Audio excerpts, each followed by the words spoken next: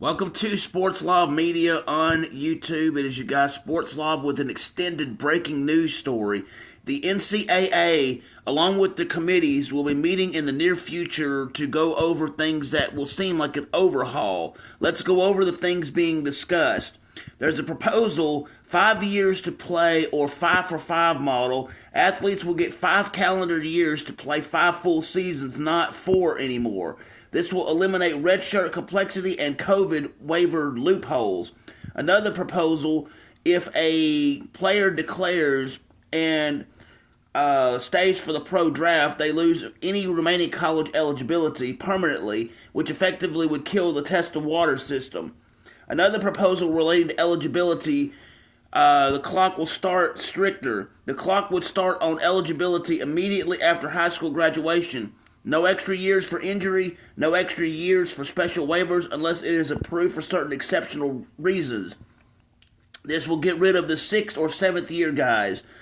NCAA, in another proposal, wants standard national eligibility rules with one standard instead of court-by-court waiver decisions. Number 2 area with regard to name, image, and likeness proposes fair market value cap. The NIL deals must match actual market value of athlete. This would eliminate fake booster deals and recruiting payments disguised as NIL.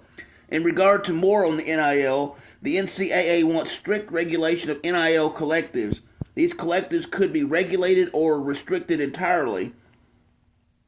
Rules involved include no recruiting inducement and no guaranteed deals before enrollment. Again, with NIL, a proposal regarding central approval system, meaning all NIL deals will be reviewed before approval. Another NIL-related proposal, school control revenue sharing system. Schools would be allowed to pay athletes directly through capped system, and NIL would be supplemental, not primary income. Another proposal, again along the NIL, would be the ban for pay-for-play structures. An example like come here and get X deals. It would focus on enforcement by intent, not contract wording. Another area of changes coming would be on transfer rule, as I call the number 3 area. Proposal would be one-time transfer rule returning. In this first transfer, you would have immediate eligibility. Second transfer, in order to get immediate eligibility, you would have to be a graduate level student. But if not, then the athlete would have to sit out for 1 year. Another proposal in this number 3 area would limit total transfers with a possible hard cap of 1 to 2 transfers max. Another proposal in this area is stronger anti-tampering rules with heavy penalties for coaching or contacting players before portal entry and with NIL recruiting deals in general. Another proposal in this area, number 3, would be restrict transferring even more with fewer and shorter windows and less flexibility mid-season. Number 4 area specifically deals with the targeting rule in college football. The current rule is ejection and next game suspension. A new system on a trial basis would come. If the new system works, then later would become permanent, but for now it is a system that is in trial stage. The new system for targeting will look like this. First offense, ejection only, no next game suspension. Second offense would have the missed first half of the next game. Third offense and each subsequent offense would be the miss the next full game. Additional targeting ideas being discussed that have not been implemented yet but are in serious discussion is a tiered targeting system to where they determine flagrant or incidental contact. Secondly would be replay command center with centralized targeting reviews.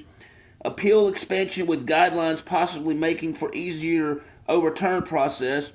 The next area, which I will call number 5, deals with federal plus NCAA structure changes.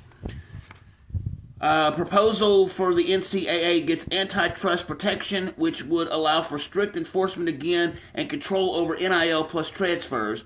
Another proposal in this area Athletes would not be employees, which would prevent salaries and unionization. Another proposal would be national NIL law, which would replace state-by-state rules and become one system for all schools. A final decision on all of these areas and proposals are going to take place most likely June or July of 2026, with implementation by August 1st, 2026. This applies to all areas except the national NIL law, employment status, or antitrust protection. Those dealing with national NIL, employer status, and antitrust are expected to come late 2026 through any point of 2027. This late point comes due to things regarding these three extra areas that are still being discussed, and it is not tied down to one specific NCAA meeting. So there you have it, the breaking news. NCAA is looking for an overhaul, and this overhaul is coming quick. With this extended breaking news story here on Sports Law Media, thank you for taking the time to hear this on Sports Law Media.